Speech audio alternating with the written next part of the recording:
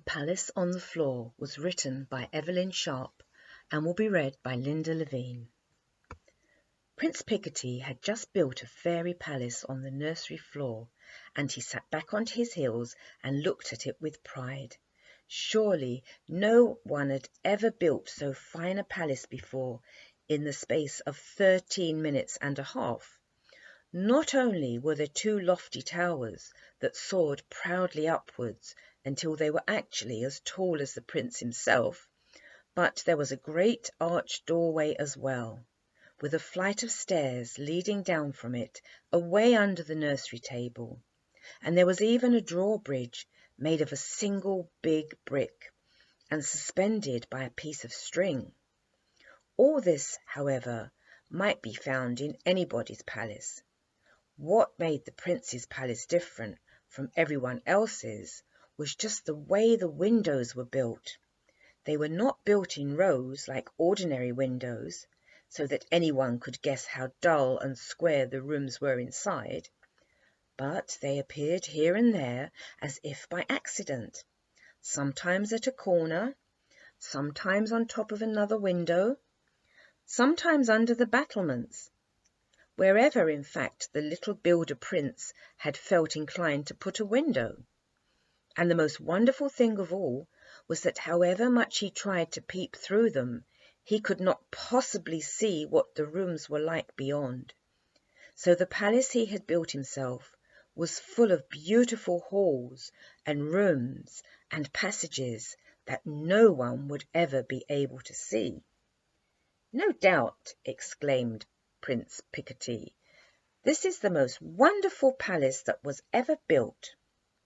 Just then Dimples, the Prime Minister's little daughter, ran into the room. "How absurd!" she cried. "Why, it isn't a real palace at all." "It's real enough for me," said Prince Picotee. "When I am grown up and a king, I shall have a palace exactly like this to live in." Dimples came and sat on the floor by the prince. "I shouldn't like to live in a palace that would tumble down directly you pulled out the bottom brick," she observed, placing her fat little finger on the brick as she spoke. The prince seized her hand hastily. "There will be no girls in my palace," he said with dignity. "It is only girls who want to pull down other people's palaces." Dimples put her head on one side and exclaimed the palace afresh. "How untidy your steps are," she remarked. "The top one is shorter than the others, and there's a join in the middle of the second one." The prince felt a little hurt. "It is not my fault if the bricks are not all the same length," he said. "Besides, those things do not matter. Only look at my beautiful windows." Dimples looked and burst out laughing. "What funny windows!" she exclaimed. "Why, you can't see into the rooms. What is the use of having a palace when you don't know what it looks like inside?" "You don't understand," answered Prince Picotee. "Anybody can see inside an ordinary palace. This is a particular palace, you see." Dimples did not see at all, so she changed the conversation. "What are all those soldiers doing on the table?" she asked. "They are not on the table," explained the prince. "They have been marching since yesterday morning, and they are on the road to my fairy palace." He then began to station his soldiers on the battlements of the 2 lofty towers. "I suppose you think your wooden soldiers are real too," laughed the Prime Minister's daughter. "Hush!" whispered the prince. "If you speak so loud they will hear you, and it will never do for them to know that you called them wooden.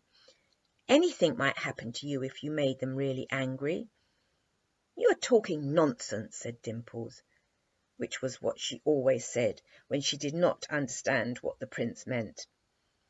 At the same time she could not help being struck by the look on the face of the soldier that Prince Picotee had just picked up.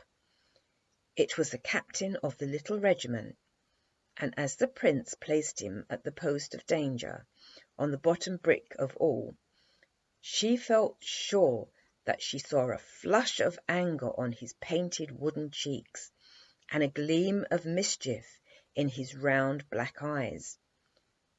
"He is only a toy soldier," said Dimples, tossing her head, but she did not say it aloud, and it's certain that she felt a little uncomfortable all the rest of that day about the look on the captain's face.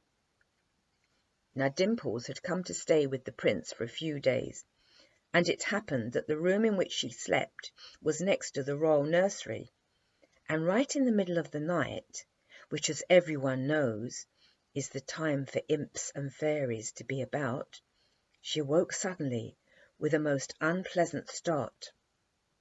There by the side of her bed stood one of the prince's wooden soldiers, shouldering his wooden gun as though he had never done anything else for the whole of his life, which was certainly the truth, and holding himself just for all the world as though he were glued together. He was certainly a most military-looking soldier, and if Dimples had not been a particularly brave little girl, she might have been decidedly frightened. "What do you want?" she asked, sitting up and rubbing her eyes. "Follow me. Prince's palace. Captain's orders," said the little soldier in 3 jerky moves. He turned round and marched stiffly towards the door. His tone was hard, but then of course his voice, like everything else about him, was made of wood. Dimples made no fuss about obeying him, for she was always ready for an adventure.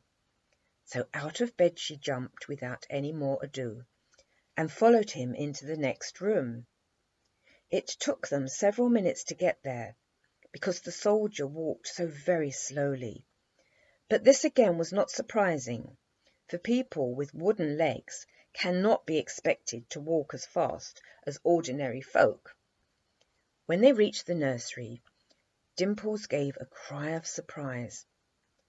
It was evident that the prince's palace had sprung upwards since the afternoon, for the 2 towers were now far above her head, while as for the drawbridge, the same she had crossed it and mounted the magnificent flight of steps, she found herself quite out of breath. "Perhaps it is a real palace after all," she said. "Don't mutter. Bad manners. Captain's prisoner," said the soldier, in the 3 jerky moves as before. Dimples did not answer, for at that moment she stepped inside the prince's palace, and was too breathless with excitement to utter a word. It was indeed no ordinary hall in which she found herself. It was built entirely of oak beams of different lengths, so that in one place the ceiling was low, and in another place it was high.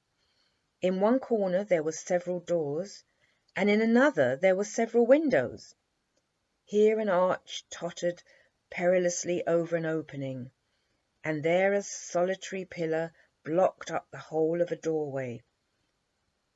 It was truly a wonderful palace, as the prince had said, but it was a little surprising at first sight. Dimples, however, had no time to think about it, for at that moment a stern voice was heard coming from below the floor of the hall. And now it is time for all little children to go to sleep. Good night.